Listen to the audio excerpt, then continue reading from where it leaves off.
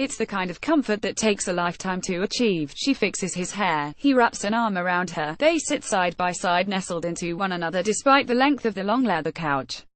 If that wasn't quite sweet enough, the couple's Cocker Spaniel hops up and stretches across their laps. It's a different side of Marty Schottenheimer than most are used to. The former NFL coach was known for his dynamic locker room speeches, his love for the game and his players. He coached from the heart and led NFL teams like the Kansas City Chiefs, Cleveland Browns, Washington Redskins and San Diego Chargers to victories that are still revered today. Tune in at 11 p.m. to WCNC to watch the Schottenheimers' perspective on a career in the NFL, lifelong love and being diagnosed with Alzheimer's. Pat and Marty have been married for 50 years. Sitting down with them at their Cornelius home, it's obvious there's a lot of love there.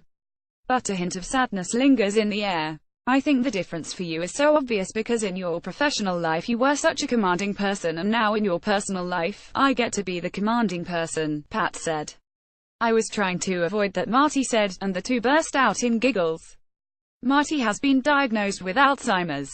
The debilitating disease is almost more painful for loved ones to witness than for the diagnosed individual. Marty's memories of his love with Pat, glory on the football field, and the life he has lived will slowly be wiped away. Yet, the disease is a blessing in disguise. It reminds us of the short but precious time we have. And for Marty and Pat, that time has been an incredible journey. Love throughout the years in an ironic twist. The first time Marty mistook Pat was many years prior to his diagnosis.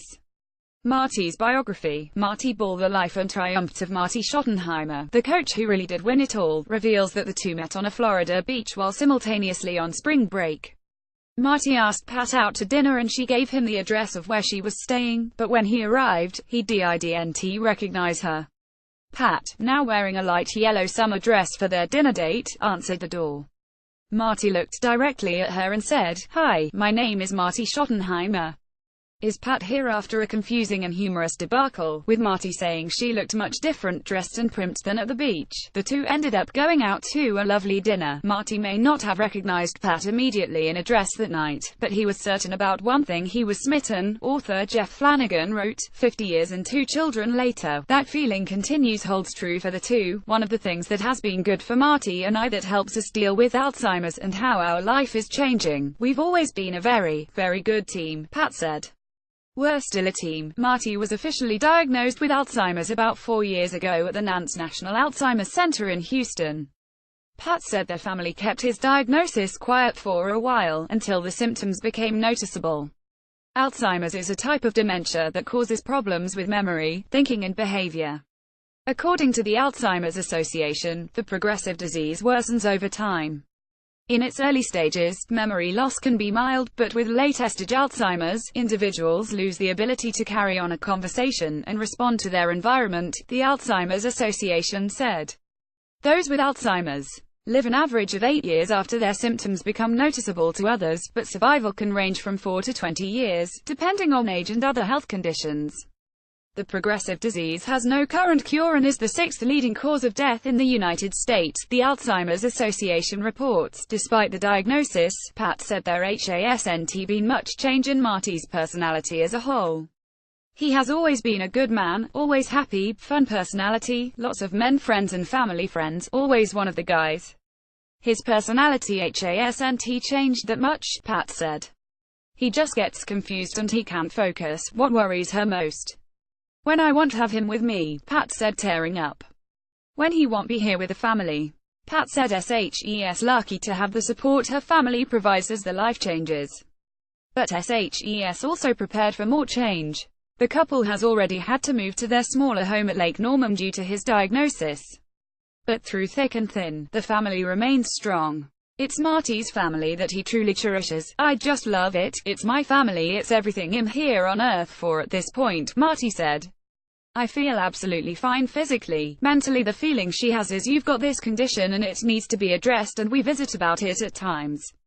Pat wipes the tears from her face as Marty speaks. He reaches for her hand to hold. I know it can't be easy for her, Marty said. A team within a team. Pat refers to Marty's NFL career as a full-time job that served both of them.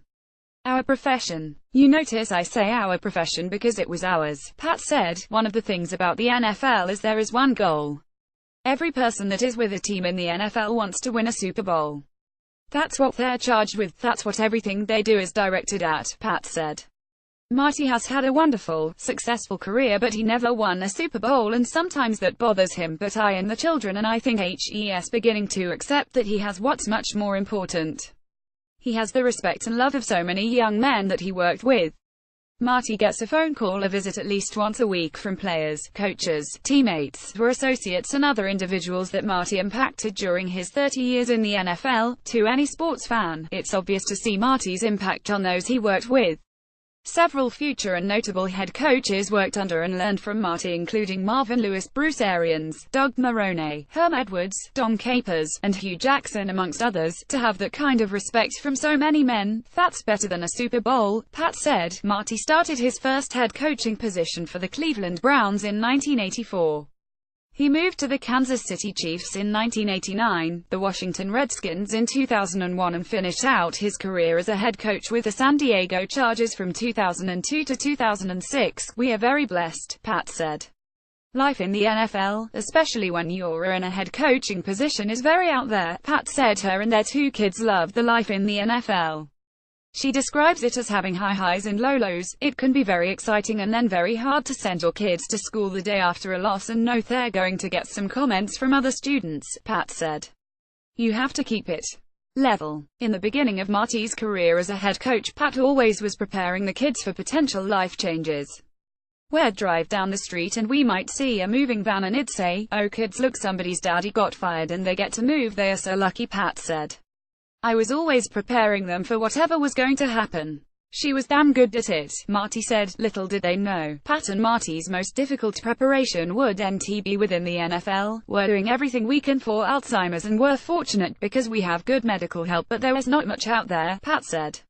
We're just going to manage the kids, the grandkids, Phoebe the Cocker Spaniel, and we're going to manage.